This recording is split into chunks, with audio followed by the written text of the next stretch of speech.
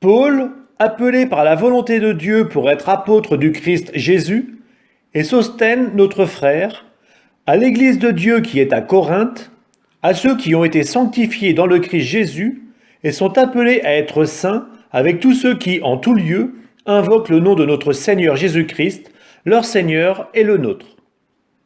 À vous la grâce et la paix, de la part de Dieu notre Père et du Seigneur Jésus-Christ. Je ne cesse de rendre grâce à Dieu à votre sujet, pour la grâce qu'il vous a donnée dans le Christ Jésus. En lui, vous avez reçu toutes les richesses, toutes celles de la parole et de la connaissance de Dieu. Car le témoignage rendu au Christ s'est établi fermement parmi vous. Ainsi, aucun don de grâce ne vous manque, à vous qui attendez de voir se révéler notre Seigneur Jésus-Christ. C'est lui qui vous fera tenir fermement jusqu'au bout, et vous serez sans reproche au jour de notre Seigneur Jésus-Christ. Car Dieu est fidèle, lui qui vous a appelé à vivre en communion avec son Fils, Jésus-Christ, notre Seigneur. Frères, je vous exhorte au nom de notre Seigneur Jésus-Christ, ayez tous un même langage, qu'il n'y ait pas de division entre vous. Soyez en parfaite harmonie de pensée et d'opinion. Il m'a été rapporté à votre sujet, mes frères, par les gens de chez Chloé, qu'il y a entre vous des rivalités. Je m'explique. Chacun de vous prend parti en disant « Moi j'appartiens à Paul » ou bien « Moi j'appartiens à Apollos » ou bien « Moi j'appartiens à Pierre » ou bien « Moi j'appartiens au Christ ». Le Christ est-il donc divisé? Est-ce Paul qui a été crucifié pour vous? Est-ce au nom de Paul que vous avez été baptisés? Je remercie Dieu de n'avoir baptisé aucun de vous, sauf Crispus et Gaius. Ainsi, on ne pourra pas dire que vous avez été baptisés en mon nom. En fait, j'ai aussi baptisé Stéphanas et les gens de sa maison. Et je ne sais plus si j'ai baptisé quelqu'un d'autre. Le Christ, en effet, ne m'a pas envoyé pour baptiser, mais pour annoncer l'Évangile. Et cela sans avoir recours au langage de la sagesse humaine, ce qui rendrait vaine la croix du Christ. Car le langage de la croix est folie pour ceux qui vont à leur perte. Mais pour ceux qui vont vers leur salut, pour nous, il est puissance de Dieu. L'Écriture dit en effet, « Je mènerai à sa perte la sagesse des sages et l'intelligence des intelligents. Je la rejetterai. » Où est-il le sage? Où est-il le scribe? Où est-il le raisonneur d'ici-bas? La sagesse du monde, Dieu ne l'a-t-il pas rendue folle? Puisqu'en effet, par une disposition de la sagesse de Dieu, le monde, avec toute sa sagesse, n'a pas su reconnaître Dieu. Il a plu à Dieu de sauver les croyants par cette folie qu'est la proclamation de l'Évangile. Alors que les Juifs réclament des signes miraculeux et que les Grecs recherchent une sagesse, nous proclamons un Messie crucifié. Scandale pour les Juifs, folie pour les nations païennes. Mais pour ceux que Dieu appelle, qu'ils soient juifs ou grecs, ce Messie, ce Christ, est puissance de Dieu et sagesse de Dieu. Car ce qui est folie de Dieu est plus sage que les hommes, et ce qui est faiblesse de Dieu est plus fort que les hommes. Frères, vous qui avez été appelés par Dieu, regardez bien. Parmi vous, il n'y a pas beaucoup de sages aux yeux des hommes, ni de gens puissants ou de haute naissance. Au contraire, ce qu'il y a de fou dans le monde, voilà ce que Dieu a choisi, pour couvrir de confusion les sages. Ce qu'il y a de faible dans le monde, voilà ce que Dieu a choisi, pour couvrir de confusion ce qui est fort. Ce qui est d'origine modeste, méprisé dans le monde, ce qui n'est pas, voilà ce que Dieu a choisi, pour réduire à rien ce qui est. Ainsi, aucun être de chair ne pourra s'énorgueillir devant Dieu. C'est grâce à Dieu, en effet, que vous êtes dans le Christ, Jésus. Lui qui est devenu pour nous sagesse venant de Dieu, justice, sanctification, rédemption. Ainsi, comme il est écrit, « Celui qui veut être fier, qu'il mette sa fierté dans le Seigneur. » Frères, quand je suis venu chez vous, je ne suis pas venu vous annoncer le mystère de Dieu avec le prestige du langage ou de la sagesse. Parmi vous, Je n'ai rien voulu connaître d'autre que Jésus-Christ, ce Messie crucifié. Et c'est dans la faiblesse, craintif et tout tremblant, que je me suis présenté à vous. Mon langage, ma proclamation de l'Évangile, n'avait rien d'un langage de sagesse qui veut convaincre. Mais c'est l'Esprit et sa puissance qui se manifestaient, pour que votre foi repose non pas sur la sagesse des hommes, mais sur la puissance de Dieu. Pourtant, c'est bien de sagesse que nous parlons devant ceux qui sont adultes dans la foi. Mais ce n'est pas la sagesse de ce monde, la sagesse de ceux qui dirigent ce monde et qui vont à leur destruction.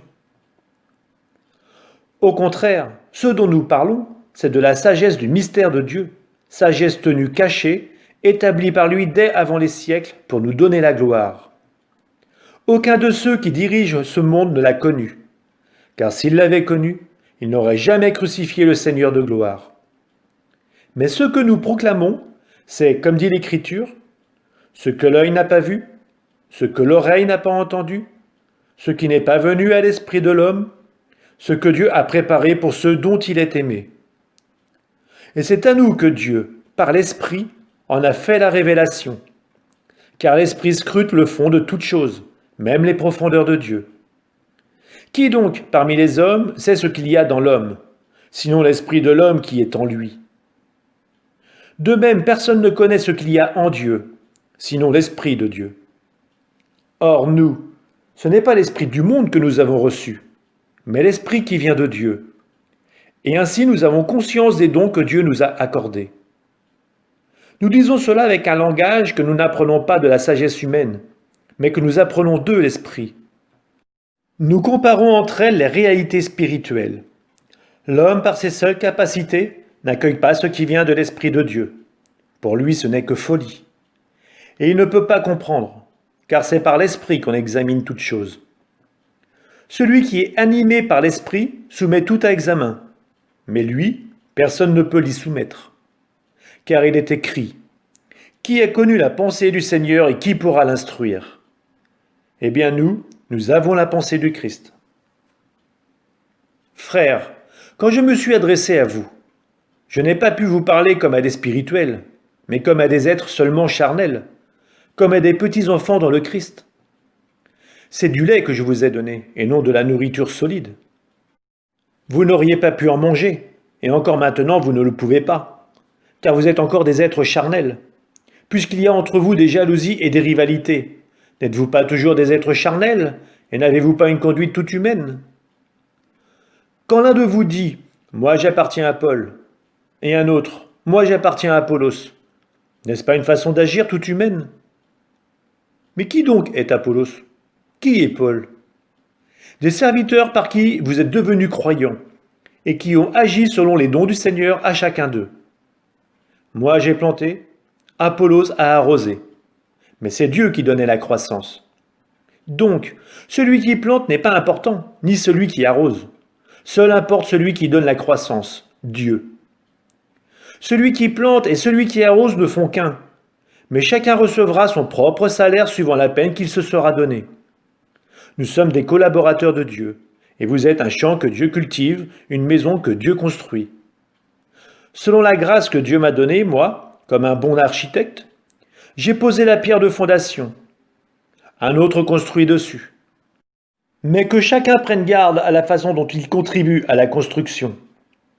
La pierre de fondation, personne ne peut en poser d'autre que celle qui s'y trouve, Jésus-Christ. Que l'on construise sur la pierre de fondation avec de l'or, de l'argent, des pierres précieuses ou avec du bois, du foin ou du chaume, l'ouvrage de chacun sera mis en pleine lumière. En effet, le jour du jugement le manifestera, car cette révélation se fera par le feu, et c'est le feu qui permettra d'apprécier la qualité de l'ouvrage de chacun. Si quelqu'un a construit un ouvrage qui résiste, il recevra un salaire. Si l'ouvrage est entièrement brûlé, il en subira le préjudice. Lui-même sera sauvé, mais comme au travers du feu. Ne savez-vous pas que vous êtes un sanctuaire de Dieu, et que l'Esprit de Dieu habite en vous? Si quelqu'un détruit le sanctuaire de Dieu, cet homme, Dieu le détruira. Car le sanctuaire de Dieu est saint, et ce sanctuaire, c'est vous. Que personne ne s'y trompe. Si quelqu'un parmi vous pense être un sage à la manière d'ici-bas, qu'il devienne fou pour devenir sage. Car la sagesse de ce monde est folie devant Dieu. Il est écrit en effet, c'est lui qui prend les sages au piège de leur propre habileté. Il est écrit encore, le Seigneur le sait, les raisonnements des sages n'ont aucune valeur. Ainsi, il ne faut pas mettre sa fierté en tel ou tel homme, car tout vous appartient, que ce soit Paul, Apollos, Pierre, le monde, la vie, la mort, le présent, l'avenir, tout est à vous. Mais vous, vous êtes au Christ, et le Christ est à Dieu. Que l'on nous regarde donc comme des auxiliaires du Christ et des intendants des mystères de Dieu. Or, tout ce que l'on demande aux intendants, c'est d'être trouvés dignes de confiance. Pour ma part, je me soucie fort d'être soumis à votre jugement, ou à celui d'une autorité humaine. D'ailleurs, je ne me juge même pas moi-même. Ma conscience ne me reproche rien, mais ce n'est pas pour cela que je suis juste. Celui qui me soumet au jugement, c'est le Seigneur. Ainsi, ne portez pas de jugement prématuré, mais attendez la venue du Seigneur, car il mettra en lumière ce qui est caché dans les ténèbres, et il rendra manifeste les intentions des cœurs. Alors la louange qui revient à chacun lui sera donnée par Dieu. Frères, j'ai pris pour vous ces comparaisons qui s'appliquent à Apollos et à moi-même. Ainsi, vous pourrez apprendre de nous à ne pas aller au-delà de ce qui est écrit, afin qu'aucun de vous n'aille se gonfler d'orgueil en prenant le parti de l'un contre l'autre. Qui donc t'a mis à part? As-tu quelque chose sans l'avoir reçu? Et si tu l'as reçu, pourquoi te vanter comme si tu ne l'avais pas reçu? Vous voilà déjà comblés, vous voilà déjà riches, vous voilà devenus rois sans nous. Ah, si seulement vous étiez devenus rois, pour que nous aussi nous le soyons avec vous. Mais nous les apôtres, il me semble que Dieu nous a exposés en dernier comme en vue d'une mise à mort, car nous sommes donnés en spectacle au monde, aux anges et aux hommes. Nous sommes fous à cause du Christ, et vous, vous êtes raisonnables dans le Christ. Nous sommes faibles et vous êtes forts. Vous êtes à l'honneur et nous dans le mépris. Maintenant encore nous avons faim, nous avons soif, nous sommes dans le dénuement, maltraités, nous n'avons pas de domicile. Nous travaillons péniblement de nos mains. On nous insulte, nous bénissons. On nous persécute, nous le supportons.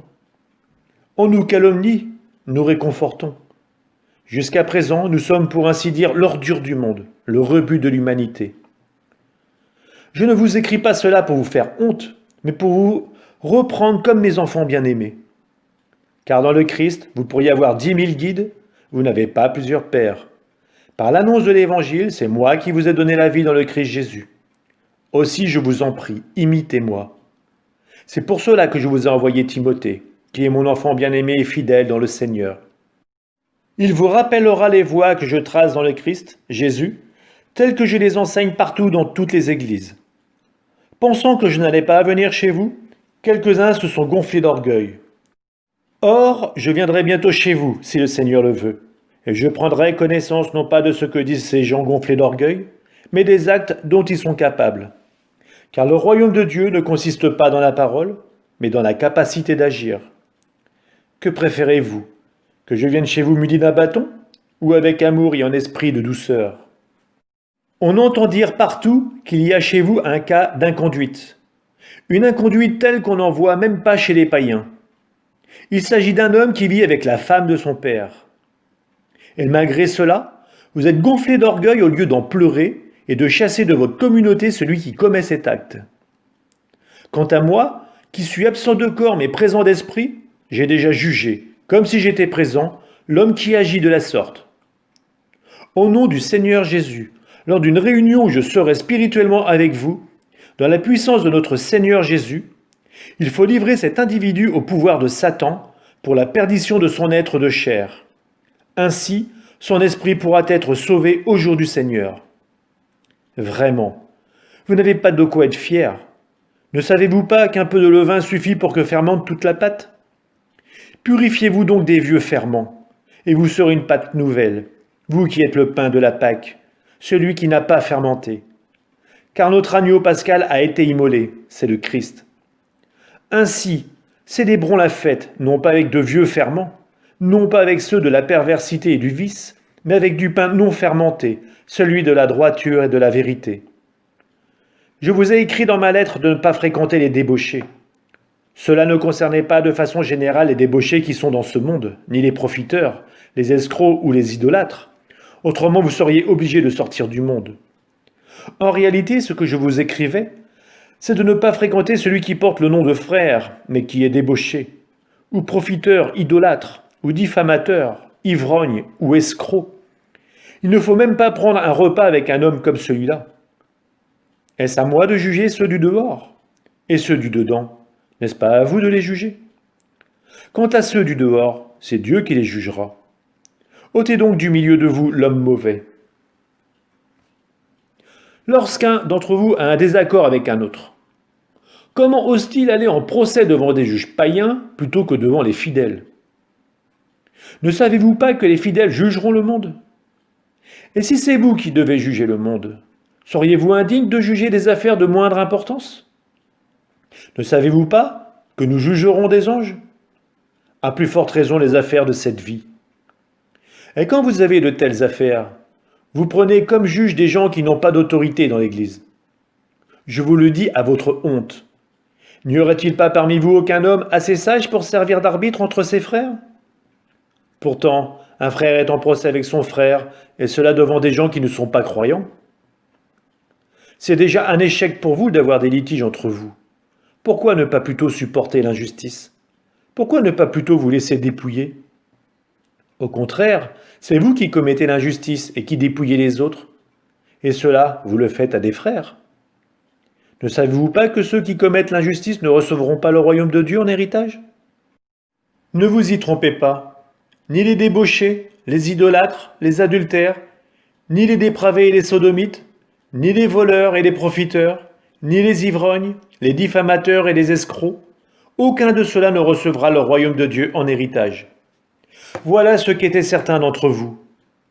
Mais vous avez été lavés, vous avez été sanctifiés, vous êtes devenus des justes, au nom du Seigneur Jésus-Christ et par l'Esprit de notre Dieu. Tout m'est permis, dit-on, mais je dis, tout n'est pas bon. Tout m'est permis, mais moi, je ne permettrai à rien de me dominer. Les aliments sont pour le ventre, et le ventre pour les aliments. Or Dieu fera disparaître et ceci et cela. Le corps n'est pas pour la débauche, il est pour le Seigneur, et le Seigneur est pour le corps. Et Dieu, par sa puissance, a ressuscité le Seigneur et nous ressuscitera nous aussi. Ne le savez-vous pas?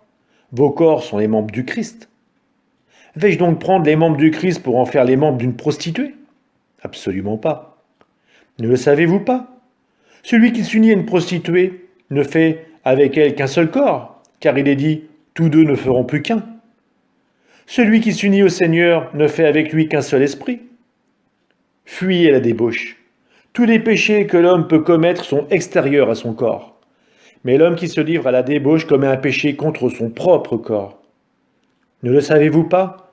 Votre corps est un sanctuaire de l'Esprit Saint, lui qui est en vous et que vous avez reçu de Dieu. Vous ne vous appartenez plus à vous-même, car vous avez été acheté à grand prix. Rendez donc gloire à Dieu dans votre corps. Au sujet de ce que vous dites dans votre lettre, certes, il est bon pour l'homme de ne pas toucher la femme. Cependant, étant donné les occasions de débauche, que chacun ait sa femme à lui, et que chacune ait son propre mari. Que le mari remplisse son devoir d'époux envers sa femme, et de même la femme envers son mari. Ce n'est pas la femme qui dispose de son propre corps, c'est son mari. Et de même, ce n'est pas le mari qui dispose de son propre corps, c'est sa femme. Ne vous refusez pas l'un à l'autre, si ce n'est d'un commun accord et temporairement, pour prendre le temps de prier et pour vous retrouver ensuite. Autrement, Satan vous tenterait, profitant de votre incapacité à vous maîtriser. Ce que je dis là est une concession et non un ordre. Je voudrais bien que tout le monde soit comme moi-même, mais chacun a reçu de Dieu un don qui lui est personnel, l'un celui-ci, l'autre celui-là. À ceux qui ne sont pas mariés et aux veuves, je déclare qu'il est bon pour eux de rester comme je suis. Mais s'ils ne peuvent pas se maîtriser, qu'ils se marient, car mieux vaut se marier que brûler de désir. À ceux qui sont mariés, je donne cet ordre. Il ne vient pas de moi, mais du Seigneur. Que la femme ne se sépare pas de son mari, et même si elle est séparée, qu'elle reste seule, ou qu'elle se réconcilie avec son mari, et que le mari ne renvoie pas à sa femme. Aux autres, je déclare ceci, moi-même et non le Seigneur. Si un de nos frères a une femme non croyante, et que celle-ci soit d'accord pour vivre avec lui, qu'il ne la renvoie pas. Et si une femme a un mari non croyant, et que celui-ci soit d'accord pour vivre avec elle, qu'elle ne renvoie pas son mari. En effet, le mari non croyant se trouve sanctifié par sa femme, et la femme non croyante se trouve sanctifiée par son mari croyant. Autrement, vos enfants ne seraient pas purifiés, et en fait ils sont sanctifiés. Mais si le non-croyant se sépare, qu'il le fasse. En de telles circonstances, notre frère ou notre sœur n'est pas réellement lié. C'est pour vivre dans l'appel que Dieu vous a appelé. Toi, la femme, comment savoir si tu sauveras ton mari? Et toi, l'homme, comment savoir si tu sauveras ta femme? Pourtant, chacun doit continuer à vivre dans la situation que le Seigneur lui a donnée en partage, où il était quand Dieu l'a appelé. C'est la règle que j'établis dans toutes les églises. Celui qui avait la circoncision quand il a été appelé, qu'il ne la fasse pas disparaître. Celui qui n'avait pas la circoncision quand il a été appelé, qu'il ne se fasse pas circoncire. Avoir la circoncision, ce n'est rien. Ne pas l'avoir, ce n'est rien. Ce qu'il faut, c'est garder les commandements de Dieu. Chacun doit rester dans la situation où il a été appelé. Toi qui étais esclave quand tu as été appelé, ne t'inquiète pas. Même si tu as la possibilité de devenir libre, tire plutôt profit de ta situation. En effet, l'esclave qui a été appelé par le Seigneur est un affranchi du Seigneur. De même, l'homme libre qui a été appelé est un esclave du Christ. Vous avez été achetés à grand prix. Ne devenez pas esclaves des hommes. Frères, chacun doit rester devant Dieu, dans la situation où il a été appelé. Au sujet du célibat, je n'ai pas un ordre du Seigneur, mais je donne mon avis. Moi qui suis devenu digne de confiance grâce à la miséricorde du Seigneur. Je pense que le célibat est une chose bonne, étant donné les nécessités présentes. Oui, c'est une chose bonne de vivre ainsi. Tu es marié? Ne cherche pas à te séparer de ta femme. Tu n'as pas de femme? Ne cherche pas à te marier. Si cependant tu te maries, ce n'est pas un péché. Et si une jeune fille se marie, ce n'est pas un péché. Mais ceux qui font ce choix y trouveront les épreuves correspondantes, et c'est cela que moi je voudrais vous éviter. Frères, je dois vous le dire, le temps est limité. Dès lors que ceux qui ont une femme soient comme s'ils n'avaient pas de femme, ceux qui pleurent comme s'ils ne pleuraient pas, ceux qui ont de la joie comme s'ils n'en avaient pas, ceux qui font des achats comme s'ils ne possédaient rien, ceux qui profitent de ce monde comme s'ils n'en profitaient pas vraiment, car il passe ce monde tel que nous le voyons. J'aimerais vous voir libre de tout souci. Celui qui n'est pas marié a le souci des affaires du Seigneur. Il cherche comment plaire au Seigneur. Celui qui est marié a le souci des affaires de ce monde. Il cherche comment plaire à sa femme et il se trouve divisé. La femme sans mari, ou celle qui reste vierge, a le souci des affaires du Seigneur, afin d'être sanctifiée dans son corps et son esprit. Celle qui est mariée a le souci des affaires de ce monde. Elle cherche comment plaire à son mari. C'est dans votre intérêt que je dis cela. Ce n'est pas pour vous tendre un piège, mais pour vous proposer ce qui est bien, afin que vous soyez attachés au Seigneur sans partage. Si un jeune homme pense qu'il risque de ne pas respecter une jeune fille, s'il est plein d'ardeur et que l'issue devienne inévitable, qu'il fasse comme il veut. Ils peuvent se marier, ce n'est pas un péché. Mais s'il tient ferme intérieurement, s'il ne subit aucune contrainte, s'il est maître de sa propre volonté et a pris dans son cœur la décision de ne pas s'unir à cette jeune fille, il fera bien. Ainsi, celui qui se marie fait bien, et celui qui ne se marie pas fera mieux encore. La femme reste liée aussi longtemps que son mari est en vie. Mais si son mari meurt, elle est libre d'épouser celui qu'elle veut, mais seulement s'il est croyant. Pourtant, elle sera plus heureuse si elle reste comme elle est. C'est là mon opinion, et je pense avoir moi aussi l'Esprit de Dieu.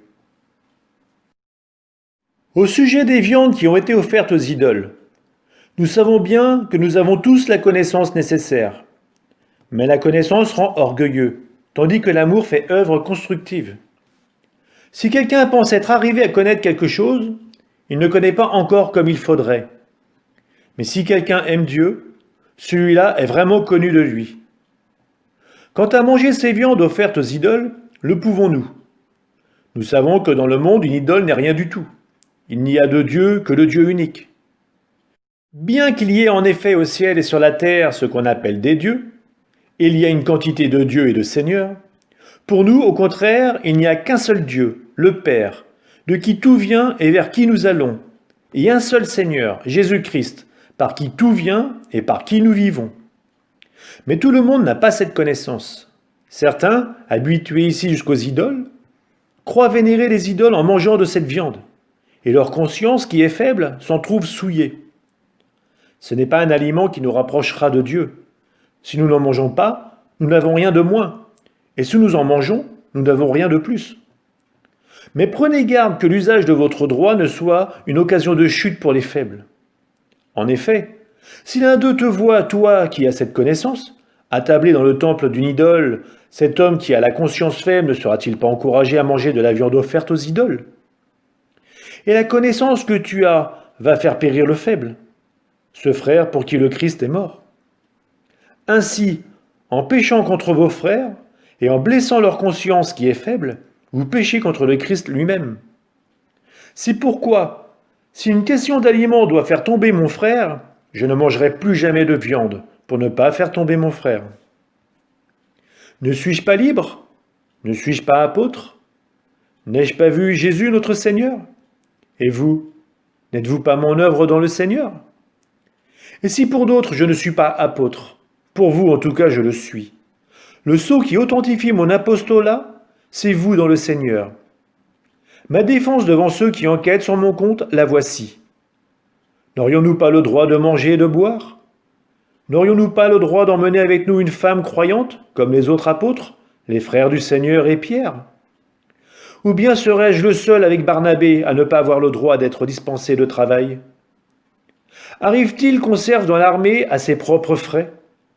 Qu'on plante une vigne sans manger de ses fruits? Qu'on garde un troupeau sans boire du lait de ce troupeau?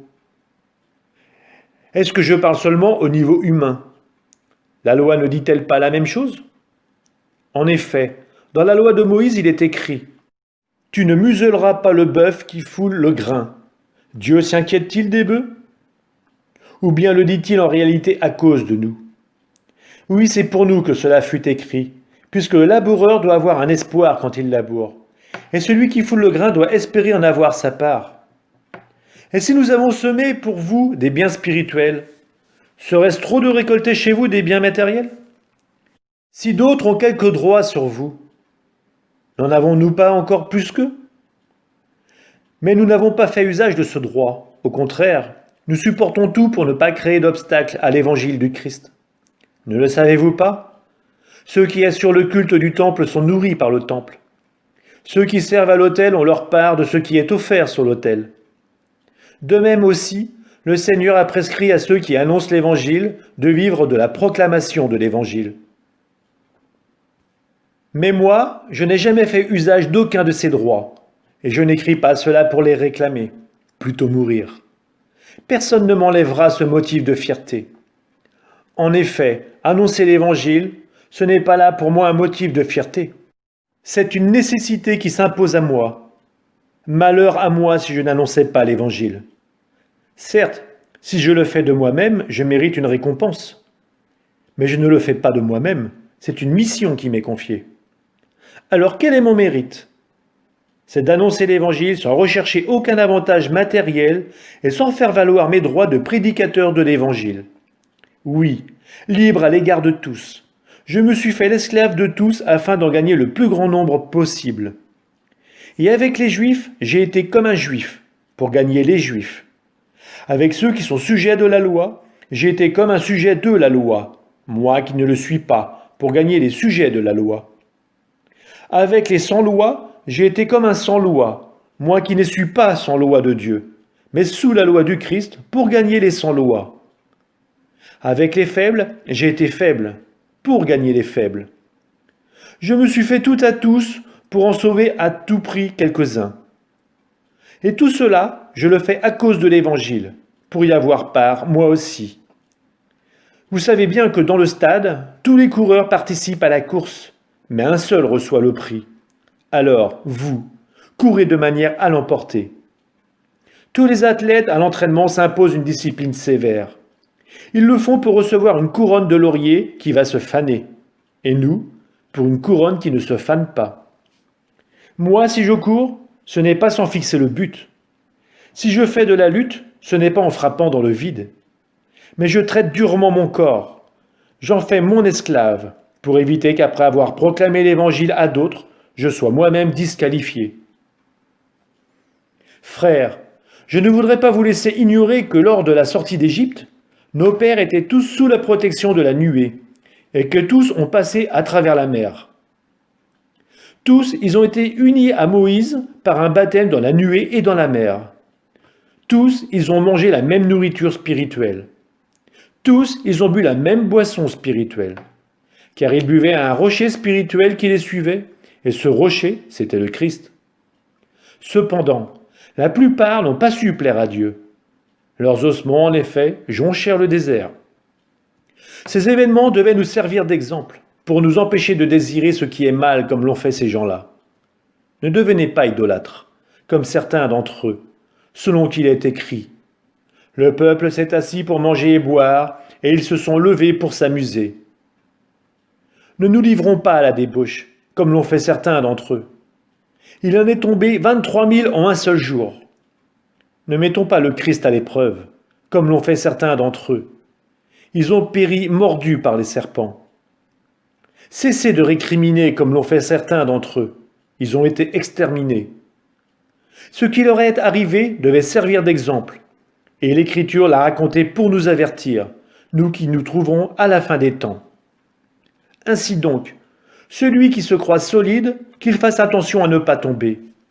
L'épreuve qui vous a atteint n'a pas dépassé la mesure humaine. Dieu est fidèle. Il ne permettra pas que vous soyez éprouvés au-delà de vos forces. Mais avec l'épreuve, il donnera le moyen d'en sortir et la force de la supporter. Aussi, mes bien-aimés, fuyez le culte des idoles. Je vous parle comme à des personnes raisonnables. Jugez vous-même de ce que je dis. La coupe de bénédiction que nous bénissons, n'est-elle pas communion au sang du Christ? Le pain que nous rompons, n'est-il pas communion au corps du Christ? Puisqu'il y a un seul pain, la multitude que nous sommes est un seul corps, car nous avons tous part à un seul pain. Voyez ce qui se passe chez les Israélites. Ceux qui mangent les victimes offertes sur l'autel de Dieu, ne sont-ils pas en communion avec lui? Je ne prétends pas que la viande offerte aux idoles ou que les idoles elles-mêmes représentent quoi que ce soit. Mais je dis que les sacrifices des païens sont offerts aux démons et non à Dieu. Et je ne veux pas que vous soyez en communion avec les démons. Vous ne pouvez pas boire à la coupe du Seigneur et en même temps à celle des démons. Vous ne pouvez pas prendre part à la table du Seigneur et en même temps à celle des démons. Voulons-nous provoquer l'ardeur jalouse du Seigneur? Sommes-nous plus forts que lui? Tout est permis, dit-on, mais je dis, tout n'est pas bon. Tout est permis, mais tout n'est pas constructif. Que personne ne cherche son propre intérêt, mais celui d'autrui. Tout ce qui se vend au marché, mangez-en sans poser de questions par motif de conscience. Car il est écrit, au Seigneur la terre et tout ce qui la remplit. Si vous êtes invité par quelqu'un qui n'est pas croyant, et que vous vouliez vous rendre chez lui, mangez tout ce qu'on vous sert sans poser de questions par motif de conscience. Mais si quelqu'un vous dit « Cela, c'est de la viande offerte en sacrifice », n'en mangez pas, à cause de celui qui vous a prévenu et par motif de conscience. Je ne parle pas de votre conscience à vous, mais de celle d'autrui. Pourquoi en effet ma liberté sera-t-elle jugée par la conscience d'un autre? Si je participe à un repas dans l'action de grâce, pourquoi me blâmer pour cette nourriture dont je rends grâce? Tout ce que vous faites, manger, boire ou toute autre action, faites-le pour la gloire de Dieu.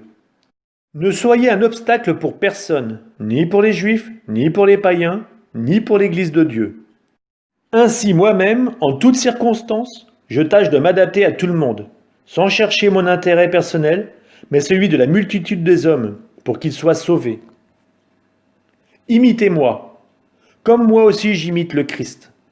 Je vous félicite de vous souvenir si bien de moi et de garder les traditions que je vous ai transmises. Mais je veux que vous le sachiez. La tête de tout homme, c'est le Christ. La tête de la femme, c'est l'homme. La tête du Christ, c'est Dieu. Tout homme qui prie ou prophétise ayant quelque chose sur la tête fait honte à sa tête. Toute femme qui prie ou prophétise sans avoir la tête couverte fait honte à sa tête. C'est exactement comme si elle était rasée.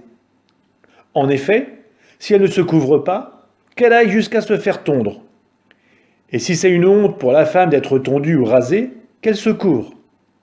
L'homme, lui, ne doit pas se couvrir la tête, puisqu'il est l'image et gloire de Dieu, et la femme est la gloire de l'homme. Ce n'est pas l'homme, en effet, qui a été tiré de la femme, mais la femme qui a été tirée de l'homme. C'est pourquoi la femme doit avoir sur la tête un signe de sa dignité à cause des anges. D'ailleurs, dans le Seigneur, la femme n'est pas sans l'homme, ni l'homme sans la femme. En effet, de même que la femme a été tirée de l'homme, de même l'homme vient au monde par la femme, et tout cela vient de Dieu. Jugez-en par vous-même. Est-il convenable qu'une femme prie Dieu sans avoir la tête couverte? La nature elle-même ne vous enseigne-t-elle pas que pour un homme, il est déshonorant d'avoir les cheveux longs? Alors que pour une femme, c'est une gloire, car la chevelure lui a été donnée pour s'en draper? Et si quelqu'un croit devoir ergoter, nous n'avons pas cette manière de faire, et les églises de Dieu non plus. Puisque j'en suis à vous faire des recommandations, je ne vous félicite pas pour vos réunions. Elles vous font plus de mal que de bien. Tout d'abord, quand votre église se réunit, j'entends dire que parmi vous, il existe des divisions. Et je crois que c'est assez vrai. Car il faut bien qu'il y ait parmi vous des groupes qui s'opposent, afin qu'on reconnaisse ceux d'entre vous qui ont une valeur éprouvée. Donc, lorsque vous vous réunissez tous ensemble, ce n'est plus le repas du Seigneur que vous prenez. En effet, chacun se précipite pour prendre son propre repas, et l'un reste affamé tandis que l'autre a trop bu. N'avez-vous donc pas de maison pour manger et pour boire? Méprisez-vous l'Église de Dieu au point d'humilier ceux qui n'ont rien? Que puis-je vous dire? Vous féliciter? Non, pour cela je ne vous félicite pas. J'ai moi-même reçu ce qui vient du Seigneur, et je vous l'ai transmis. La nuit où il était livré, le Seigneur Jésus prit du pain, puis, ayant rendu grâce, il le rompit et dit, « Ceci est mon corps qui est pour vous. Faites cela en mémoire de moi. » Après le repas, il fit de même avec la coupe, en disant, « Cette coupe est la nouvelle alliance en mon sang. Chaque fois que vous en boirez, faites cela en mémoire de moi. » Ainsi donc, chaque fois que vous mangez ce pain et que vous buvez cette coupe, vous proclamez la mort du Seigneur jusqu'à ce qu'il revienne. Et celui qui aura mangé le pain ou bu la coupe du Seigneur d'une manière indigne devra répondre du corps et du sang du Seigneur. On doit donc s'examiner soi-même avant de manger de ce pain et de boire à cette coupe. Celui qui mange et qui boit, mange et boit son propre jugement s'il ne discerne pas le corps du Seigneur. C'est pour cela qu'il y a chez vous beaucoup de malades et d'infirmes, et qu'un certain nombre sont endormis dans la mort. Si nous avions du discernement envers nous-mêmes, nous ne serions pas jugés. Mais lorsque nous sommes jugés par le Seigneur, c'est une correction que nous recevons, afin de ne pas être condamnés avec le monde. Ainsi donc, mes frères, quand vous vous réunissez pour ce repas, attendez-vous les uns les autres. Si quelqu'un a faim, qu'il mange à la maison, pour que vos réunions ne vous attirent pas le jugement du Seigneur. Quant au reste, je le réglerai quand je viendrai. Frères, au sujet des dons spirituels, je ne veux pas vous laisser dans l'ignorance. Vous le savez bien, quand vous étiez païens, vous étiez entraînés sans contrôle vers les idoles muettes. C'est pourquoi je vous le rappelle. Si quelqu'un parle sous l'action de l'Esprit de Dieu, il ne dira jamais « Jésus est anathème ». Et personne n'est capable de dire « Jésus est Seigneur », sinon dans l'Esprit Saint. Les dons de la grâce sont variés, mais c'est le même Esprit. Les services sont variés, mais c'est le même Seigneur. Les activités sont variées, mais c'est le même Dieu qui agit en tout et en tous. À chacun est donnée la manifestation de l'Esprit en vue du bien. À celui-ci est donnée par l'Esprit une parole de sagesse, à un autre une parole de connaissance selon le même Esprit, un autre reçoit dans le même esprit un don de foi, un autre encore dans l'unique esprit des dons de guérison, À un autre est donné d'opérer des miracles, à un autre de prophétiser, à un autre de discerner les inspirations, à l'un de parler diverses langues mystérieuses, à l'autre de les interpréter. Mais celui qui agit en tout cela, c'est l'unique et même esprit. Il distribue ses dons comme il veut, à chacun en particulier. Prenons une comparaison. Le corps ne fait qu'un. Il a pourtant plusieurs membres. Et tous les membres, malgré leur nombre, ne forment qu'un seul corps. Il en est ainsi pour le Christ. C'est dans un unique esprit, en effet, que nous tous, juifs ou païens, esclaves ou hommes libres, nous avons été baptisés pour former un seul corps. Tous, nous avons été désaltérés par un unique esprit. Le corps humain se compose non pas d'un seul, mais de plusieurs membres. Le pied aurait beau dire « je ne suis pas la main, donc je ne fais pas partie du corps ». Il fait cependant partie du corps. L'oreille aurait beau dire « je ne suis pas l'œil, donc je ne fais pas partie du corps ». Elle fait partie cependant du corps. Si dans le corps il n'y avait que les yeux, comment pourrait-on entendre? S'il n'y avait que des oreilles, comment pourrait-on sentir les odeurs? Mais dans le corps, Dieu a disposé les différents membres comme il l'a voulu. S'il n'y avait en tout qu'un seul membre, comment cela ferait-il un corps? En fait, il y a plusieurs membres et un seul corps. L'œil ne peut pas dire à la main « je n'ai pas besoin de toi ». La tête ne peut pas dire aux pieds « je n'ai pas besoin de vous ». Bien plus, les parties du corps qui paraissent les plus délicates sont indispensables. Et celles qui passent pour moins honorables, ce sont elles que nous traitons avec plus d'honneur. Celles qui sont moins décentes, nous les traitons plus décemment. Pour celles qui sont décentes, ce n'est pas nécessaire. Mais en organisant le corps, Dieu a accordé plus d'honneur à ce qui en est dépourvu. Il a voulu ainsi qu'il n'y ait pas de division dans le corps, mais que les différents membres aient tous le souci les uns des autres. Si un seul membre souffre, tous les membres partagent sa souffrance. Si un membre est à l'honneur, tous partagent sa joie. Or, vous êtes corps du Christ, et chacun pour votre part, vous êtes membre de ce corps. Parmi ceux que Dieu a placés ainsi dans l'Église, il y a premièrement des apôtres, deuxièmement des prophètes, troisièmement ceux qui ont charge d'enseigner. Ensuite, il y a les miracles, puis les dons de guérison, d'assistance, de gouvernement, le don de parler diverses langues mystérieuses. Tout le monde évidemment n'est pas apôtre, tout le monde n'est pas prophète, ni chargé d'enseigner.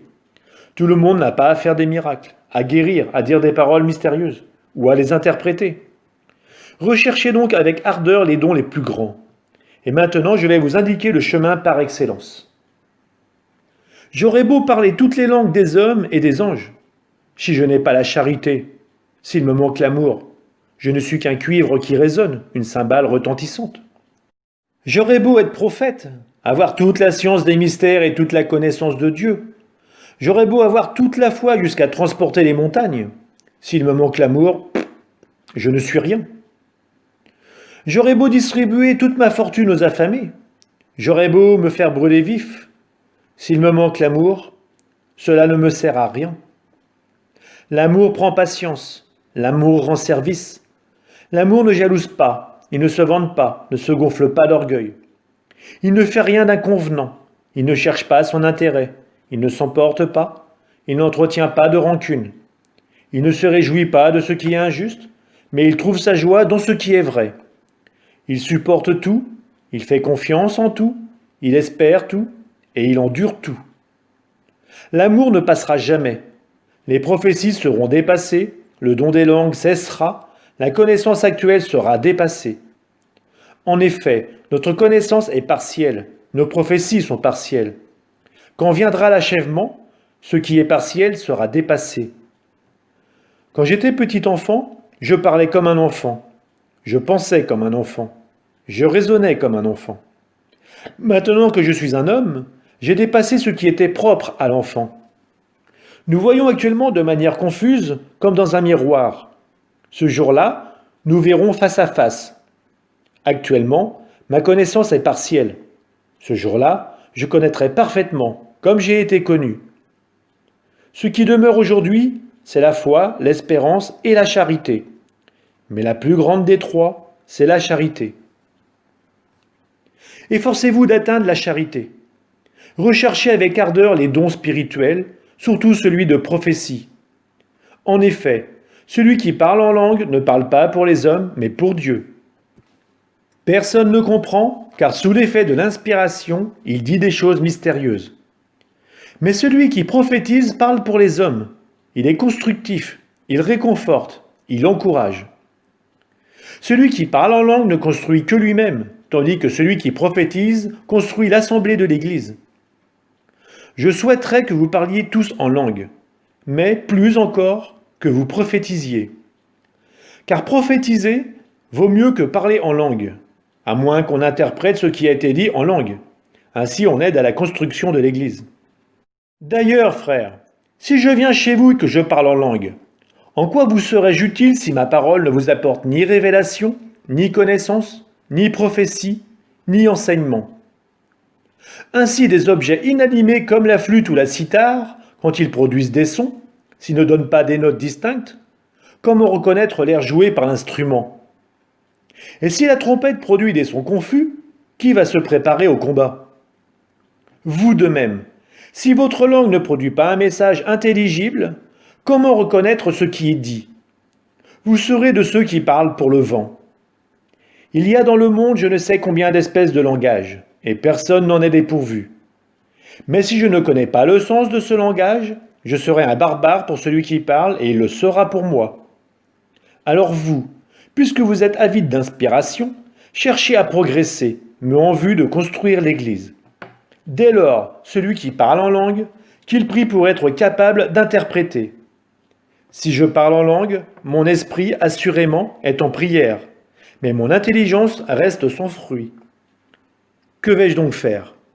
Je vais prier selon l'inspiration, mais prier aussi avec l'intelligence.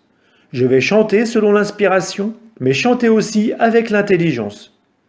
Car si tu prononces une prière de bénédiction selon l'inspiration seulement, alors celui qui est là et n'y connaît rien, comment va-t-il répondre Amen à ton action de grâce, puisqu'il ne comprend pas ce que tu dis?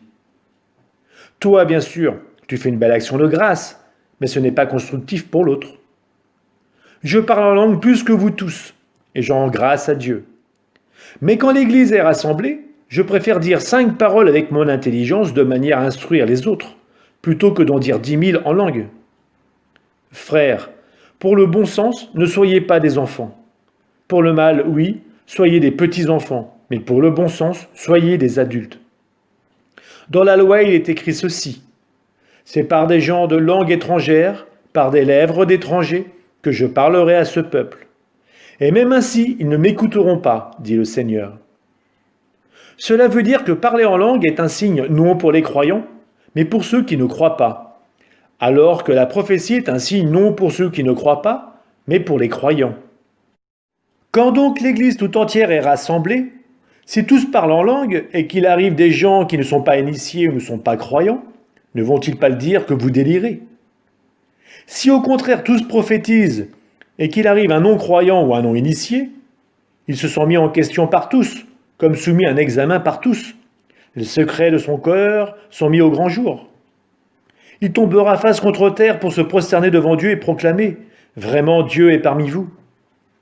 Alors frères, quand vous vous réunissez, et que chacun apporte un cantique, ou un enseignement, ou une révélation, ou une intervention en langue, ou une interprétation, il faut que tout serve à construire l'Église.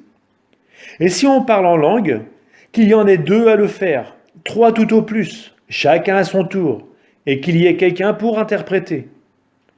Mais s'il n'y a pas d'interprète, qu'on se taise dans l'assemblée, qu'on parle pour soi-même et pour Dieu. Quant aux prophètes, que 2 ou 3 prennent la parole et que les autres exercent le discernement. Mais si quelqu'un d'autre dans l'assistance reçoit une révélation, que le premier se taise. Vous pouvez tous prophétiser, l'un après l'autre, pour que tous en retirent instruction et réconfort. Les inspirations des prophètes sont sous le contrôle des prophètes, car Dieu n'est pas un Dieu de désordre, mais de paix. Comme cela se fait dans toutes nos églises, que les femmes gardent le silence dans les assemblées, car elles n'ont pas la permission de parler, mais qu'elles restent dans la soumission, comme le dit la loi. Et si elles veulent obtenir un éclaircissement, qu'elles interrogent leur mari à la maison, car pour une femme, c'est une honte de parler dans l'assemblée. La parole de Dieu serait-elle venue de chez vous? Ne serait-elle arrivée que chez vous? Si quelqu'un pense être prophète ou inspiré par l'Esprit, qu'il reconnaisse dans ce que je vous écris un commandement du Seigneur. S'il ne le reconnaît pas, lui-même ne sera pas reconnu. Ainsi, mes frères, recherchez le don de prophétie, et n'empêchez pas de parler en langue, mais que tout se passe dans la dignité et dans l'ordre. Frères, je vous rappelle la bonne nouvelle que je vous ai annoncée. Cet évangile, vous l'avez reçu.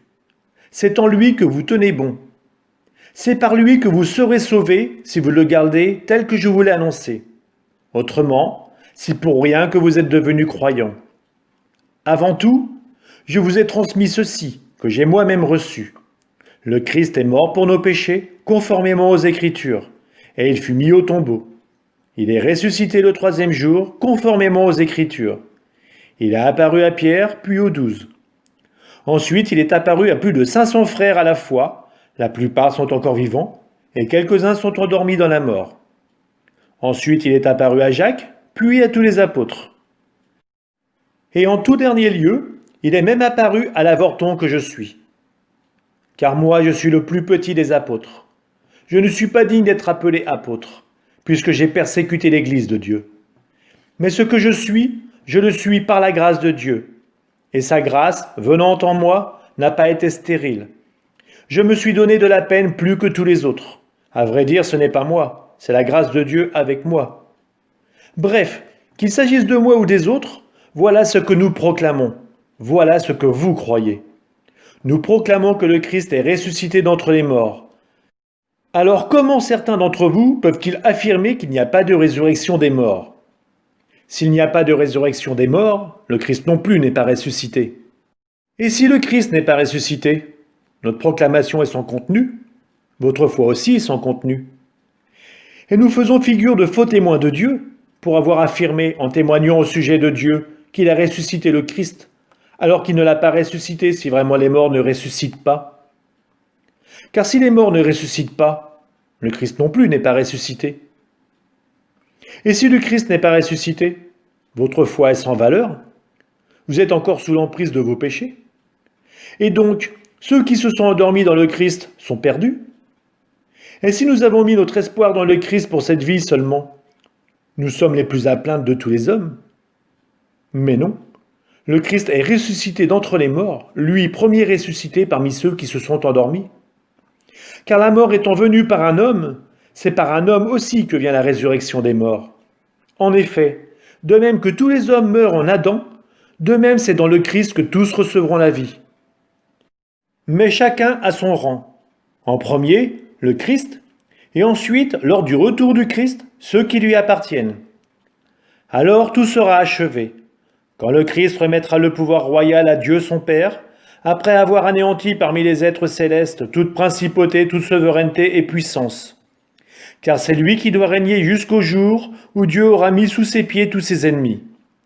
Et le dernier ennemi qui sera anéanti, c'est la mort.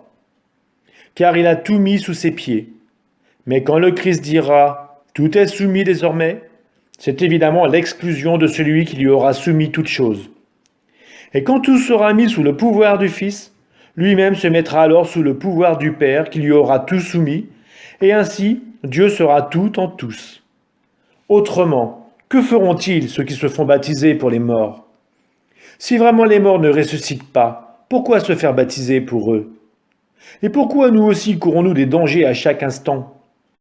Chaque jour j'affronte la mort, et cela, frères, est votre fierté, que je partage dans le Christ Jésus notre Seigneur. S'il n'y avait eu que de l'humain dans mon combat contre les bêtes à Éphèse, à quoi cela m'aurait-il servi ? Si les morts ne ressuscitent pas, mangeons et buvons, car demain nous mourrons. Ne vous y trompez pas, les mauvaises compagnies corrompent les bonnes mœurs. Reprenez donc vos esprits et ne péchez pas. En effet, certains d'entre vous n'ont pas la connaissance de Dieu, je vous le dis à votre honte. Mais quelqu'un pourrait dire, comment les morts ressuscitent-ils ? Avec quelle sorte de corps reviennent-ils ? Réfléchis donc. Ce que tu sèmes ne peut reprendre vie sans mourir d'abord. Et ce que tu sèmes, ce n'est pas le corps de la plante qui va pousser, mais c'est une simple graine, du blé par exemple ou autre chose. Et Dieu lui donne un corps comme il l'a voulu. À chaque semence, un corps particulier. Il y a plusieurs sortes de chair. Autre est celle des hommes, et autre celle des bêtes. Autre celle des oiseaux, et autre celle des poissons. Il y a des corps célestes et des corps terrestres, mais autre est l'éclat des célestes, autre celui des terrestres. Autre est l'éclat du soleil, autre l'éclat de la lune, autre l'éclat des étoiles. Et chaque étoile a même un éclat différent. Ainsi en est-il de la résurrection des morts. Ce qui est semé périssable ressuscite impérissable. Ce qui est semé sans honneur ressuscite dans la gloire. Ce qui est semé faible ressuscite dans la puissance. Ce qui est semé corps physique ressuscite corps spirituel. Car s'il existe un corps physique, il existe aussi un corps spirituel. L'Écriture dit, le premier homme, Adam, devint un être vivant. Le dernier Adam, le Christ, est devenu l'être spirituel qui donne la vie. Ce qui vient d'abord, ce n'est pas le spirituel, mais le physique. Ensuite seulement vient le spirituel. Pétri d'argile, le premier homme vient de la terre. Le deuxième homme, lui, vient du ciel. Comme Adam est fait d'argile, ainsi les hommes sont faits d'argile. Comme le Christ est du ciel, ainsi les hommes seront du ciel. Et de même que nous aurons été à l'image de celui qui est fait d'argile, de même nous serons à l'image de celui qui vient du ciel.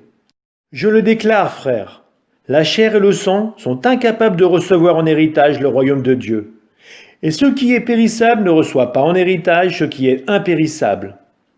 C'est un mystère que je vous annonce. Nous ne mourrons pas tous, mais tous nous serons transformés. Et cela en un instant, en un clin d'œil.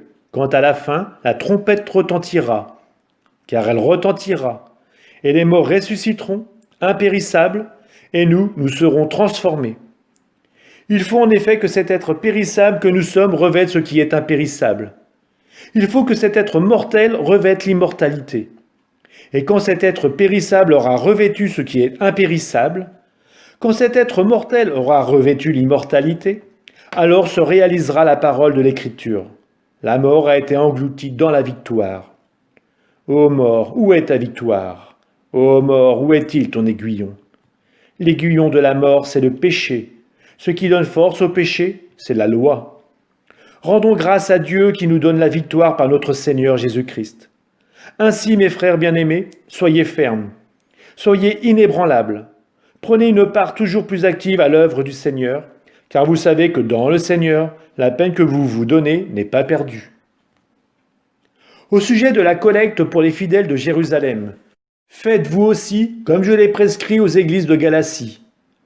Le premier jour de la semaine, chacun mettra de côté ce qu'il a réussi à épargner, afin que l'on n'attende pas mon arrivée pour faire la collecte. Quand je serai là, ce sont les personnes jugées aptes par vous que j'enverrai avec des lettres portées à Jérusalem votre don généreux.